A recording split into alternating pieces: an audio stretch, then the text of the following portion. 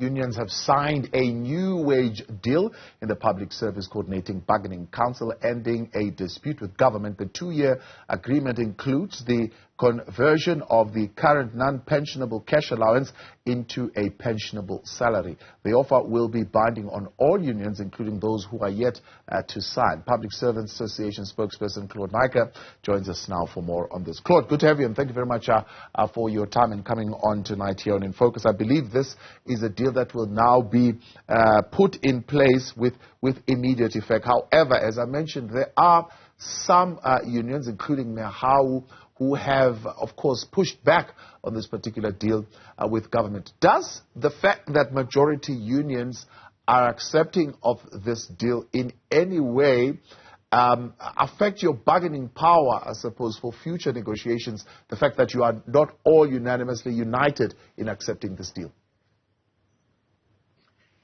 Oh, very good evening to you. Not really. I think if you look at the history of collective bargaining in South Africa, you will always get a situation where some of the unions will not sign on the dotted line. It doesn't necessarily mean that the unity among unions have gone to a stage where they don't agree with each other. It's just that their constituencies have not mandated them, or they have not got a mandate to actually sign the agreement itself. On this particular occasion, I think the majority of the unions that did sign the agreement felt that it would be better to forge ahead with the 2023-24 financial year and forget about what happened in 2023, because it would not benefit our members. And I think that the unions that have signed this agreement held the belief that because the cash gratuity was going to stop at the end of March and come 1st of April, if we did not have anything in place, it would severely prejudice those members. So I think those unions that did sign the agreement, including the PSA, held the view that the sooner we conclude negotiations, and if there's an offer that is acceptable to all our members, we would definitely sign it. And I think that was the reason behind it as well. Not just hastily to conclude. Oh, Claude, we seem to have lost your connection there. Would have signed it. That's exactly what we did. All right. Claude, we lost a little bit of the connection there, but got a sense of what you're saying. Do you feel that you obtained greater concession? I mean, initially you were talking about a 10% wage hike. You didn't get there. I mean, this comes down to about 7.5%, at least in the first year. Did government get greater concession from your side, or did you get greater concession from government? Well, you must remember at one stage, government was not offering anything at all. All they did was taking the cash gratuity and converting it into a pensionable salary. They moved up from 4.2% to ultimately 7%. We did not accept that. We were pushing for 8% at the end of the day. We started off 10%. Quite rightly. At the end of the day, we had to settle for 7.5%. I think if we continued any further, I think we would have been in trouble, because the employer indicated it was its final offer. That would have left us with no option but to embark on industrial action. And we had to weigh up the situation as to whether going on industrial action and losing a day's pay or a number of days' pay, depending how long the industrial action would continue, that it was worthwhile at the end of the day. But I think we had to settle at 7.5. I think it was a compromise from both sides. That's the way negotiations take place. You have to give and take at a certain stage. And I think finally, when we did take it to our members, they also realized that 7.5% average across the board would take us somewhere, as opposed to nothing at all. Yeah. Looking at the cost incurred by this industrial action to gain this wage increase, was it worth it? I mean, in some instances, some of your members were arrested. We saw some action, for example, at hospitals, infrastructure that was damaged, some doctors being intimidated, and so on and so forth. And, of course, what you've just mentioned, some of your members losing a couple of days of earnings.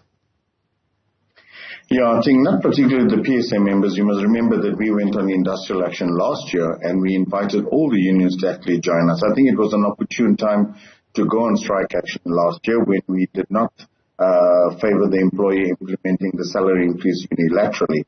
I think those unions that decided to go on strike action this year, whether they had missed the opportunity last year, And as a result of that, there were consequences. No work, no pay was implemented.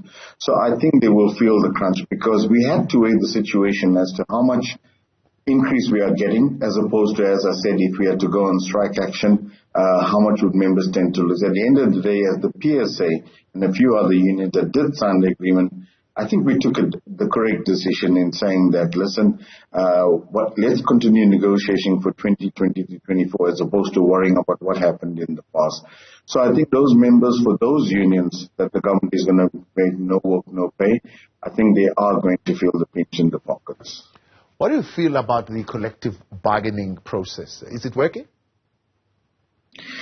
Well, you must remember that we had a multi-term agreement which we signed in 2018, and the government reneged on the last leg, which was the third year when they were supposed to pay salary increase. They did not.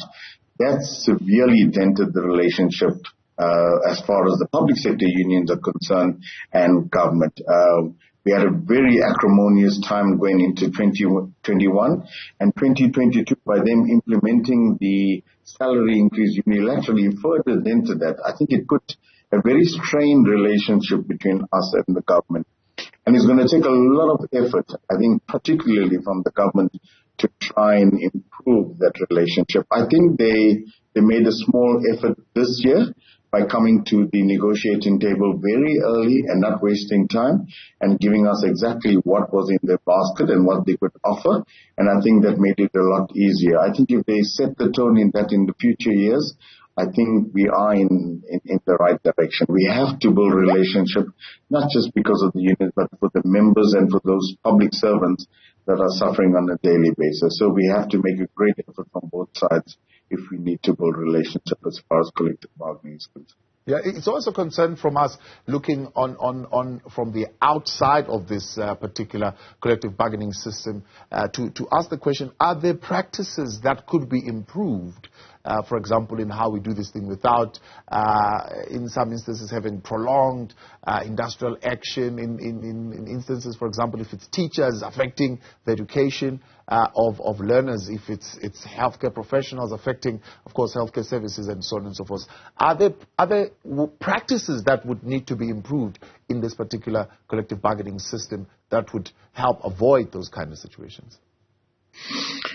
I think firstly, let me say this, that industrial action is the last resort for any union in this country. You will ask any union, they would obviously tell you that industrial action is the last resort for every member, because at the end of the day, it's just not the union members that suffer as far as no work, no pay. It's a greater society and ordinary citizens out there. If you realize that when public servants go on strike action, you affect the transport system, you affect departments like health departments, you affect departments like home affairs. I think what we need to do is that we need to have a greater say in the budgetary process going forward as far as salaries are concerned.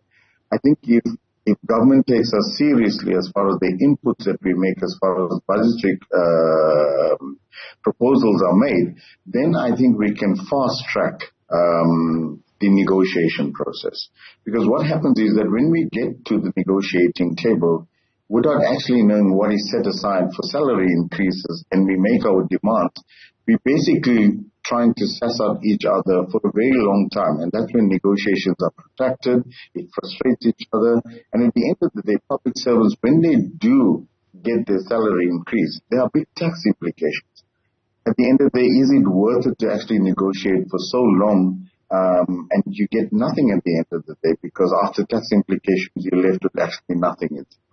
That is why the bargaining system is such that we get to a point where if we don't agree with each other, there's nothing else left for union to do but to embark on strike action. Last year, the employer decided to unilaterally implement it. That was their bargaining power. They could implement unilaterally. What is left for the unions? We only have industrial action. We cannot continue, because if we don't embark on industrial action, we can just sit back. The employer will sit back, and at the end of the day, public servants don't get the salary increase. Claude, appreciate your time. Thanks so much for coming on tonight. Claude Naicker there speaks on behalf of PSA and part of the majority unions that have accepted the deal.